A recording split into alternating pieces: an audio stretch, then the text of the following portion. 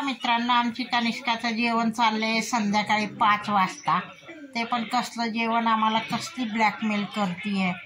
T V लाव म्हणतीये, बघा टी व्ही लाव म्हणतीये आणि खायला द्या म्हणतीये. आणि ती काय करते, का बरं खात नाही आहे. तिला वाटतं जेवण केल्यावर आम्ही तिला औषध देतो म्हणून ती जेवत नाही. मग आता तिने हिमांशूला मॅगी बनवायला लावली.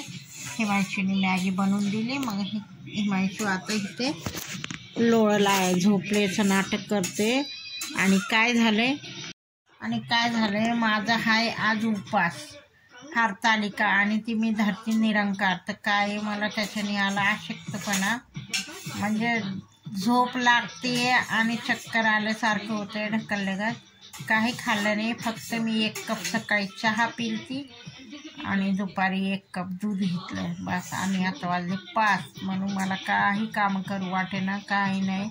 आता म्हटलं झाडं लोट करा, भांडे घासा आणि 1 कप चहा प्या आणि परत कामाला जावा. आता कामाला जायचं म्हटलं तर 3-3.5 किलोमीटर येऊन जाऊन होते मित्रांनो. म्हणजे रोजचे माझे 6-7 किलोमीटर चालणं होते. आणि प्लस ते झाल्यानंतर घरचे कामं, स्वयंपाक, पाणी, धुणं, भांडे, लई थकून जाते.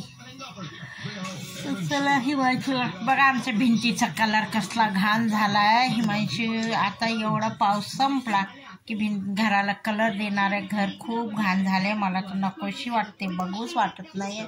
2-1 दिवस मस्तपैकी सुट्ट्या काढेल आणि घराला कलर देईल छानपैकी. तर चला मित्रांनो, आता मी घासते भांडे आणि ठेवते चहा. ते बघा गॅस वटेवर आमचा कसला राहडा केला हिमांशूने. मी तिला ना गव्हाच्या पिठाचा शिरा बनवलेला होता, ते नाही खाल्लं. मग आता त्याने मॅगी बनवून दिली आहे, मॅगी खाती आहे ती.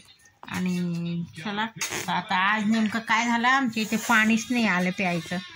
तो पाणीवाल्याला फोन लावला तर तो पाणीवाला काय म्हटला, वरून मी कॉक सगळे चालू केले आणि वरून हे झाले, फॉल्ट झाला आहे, कुठली तरी पाईपलाईन फुटली आहे. तर तिथून पाणी आलं तर आलं, नाही तर नाही. तर आता बघू कधी येते काय येते. आणि नेमकं मला जायचं कामाला. आता हिमांशूला सांगते पाणी भर, तो पाणी भरेल. आणि तर चला मित्रांनो बघा आमचे काम. परत कपडे टाकले, बाहेर टाकले. हिमांशू झोपला, नाटक करतो. हा काय म्हणते, मन काय म्हणते बेटा, बोल. तब्येत ठीक आहे तुझी? ताप गेला ना, मन ना गेला. आणि तिचा निष्का लई खराब होऊन जाते तापत. बघा ना कशी खराब झाली. आणि घाबरती तू, खूप घाबरते आणि खूप वीक होती मित्रांनो. तर चला बघा, हे बघा आमचे भांडे पडले. आता बाहेर कपड्यांसाठी